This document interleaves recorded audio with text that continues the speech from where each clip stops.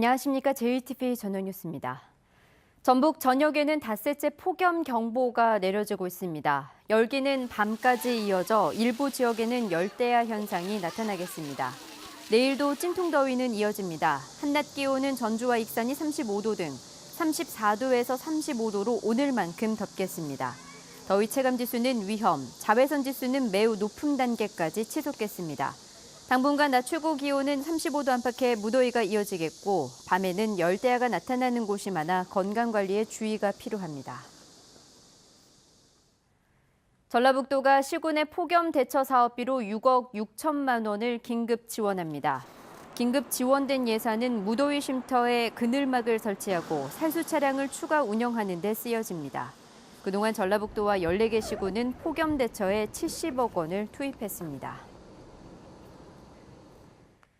익산시가 폭염이 지속되면서 악취로 인한 주민 불편이 커지자 악취 배출 시설에 대한 감시를 강화합니다.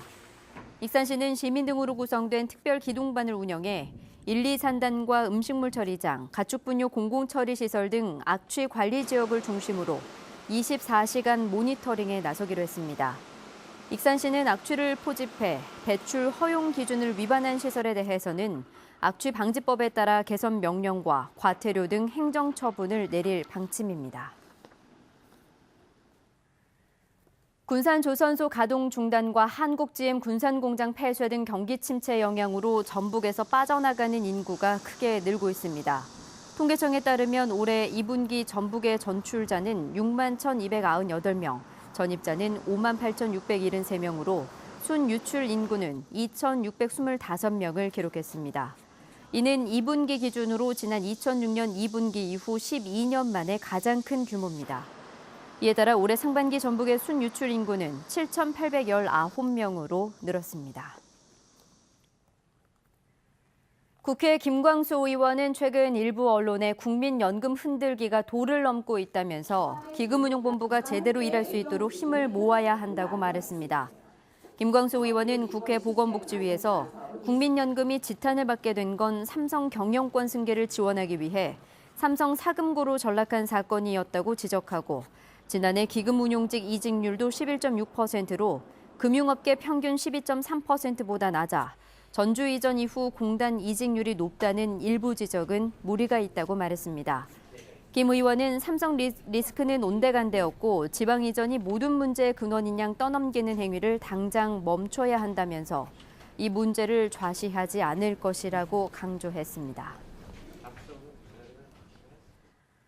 국회 안호영 의원이 민주당 전북도당 위원장 선거에 출마를 선언했습니다. 안호영 의원은 여당 현역 의원으로서 지방선거에서 큰 지지를 보여준 도민들의 기대와 바람을 당과 정부에 잘 전달하고 혁신으로 새로운 전북도당을 만들겠다며 김윤덕 현 도당위원장과의 맞대결을 예고했습니다.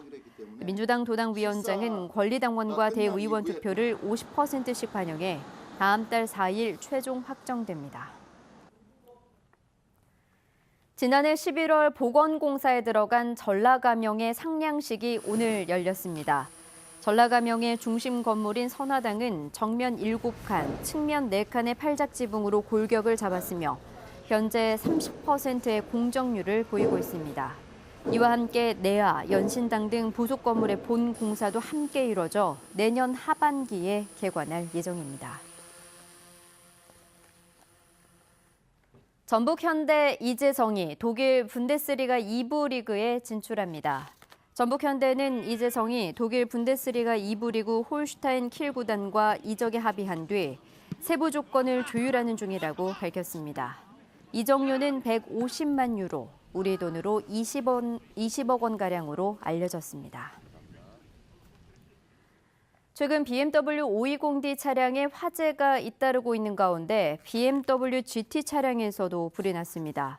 전북 소방본부는 어제 오후 12시 50분쯤 순천 완주 고속도로 완주 방향 오수휴게소 인근에서 58살 송모 씨가 몰던 2013년식 BMW GT 차량의 엔진룸에서 연기가 피어올랐다고 밝혔습니다. 소방당국은 배기가스 순환 장치가 과열돼 불이 나면서 연기가 피어오른 것으로 보고 정확한 화재 원인을 조사하고 있습니다. 전북경찰청은 6.13 지방선거와 관련해 지금까지 331명을 적발해 69명을 기소 의견으로 송치하고 138명을 수사하고 있다고 밝혔습니다. 이 가운데 36살 A씨 등 7명은 선거 당시 민주당 전주시장 후보를 비방하는 내용의 대자보를 붙인 혐의로 불구속 기소 의견으로 검찰에 송치됐습니다. 유형별로는 허위사실 공표가 95명으로 가장 많았고 금품 향응 제공 90명, 공무원 선거 영향이 29명으로 뒤를 이었습니다. JTBC 8시 뉴스 예고입니다. 이른바 봉침 목사로 알려진 이모 씨가 허위 경력 증명서를 제출해 장애인 시설을 설립했는데 법원이 이 부분에 대해서 무죄를 선고하면서 논란이 일고 있습니다. 진실화해위원회가 도내에서 5곳을 한국전쟁 당시 학살당한 민간인 유해 매장 추정지로 결정했는데요. 이에 대한 조사와 발굴이 제대로 이루어지지 않고 있습니다. 지난해 11월 보건공사에 들어간 전라가명의 상량식이 오늘 열렸습니다. 중심 건물인 선화당의 공정률은 30%로 복원된 전라가명은 내년 하반기에 개관합니다. 폭염이 이어지면서 사망자 3명을 포함해 온열 환자 수가 70명으로 집계됐습니다. 불과 일주일 만에 2배 이상 급증했습니다.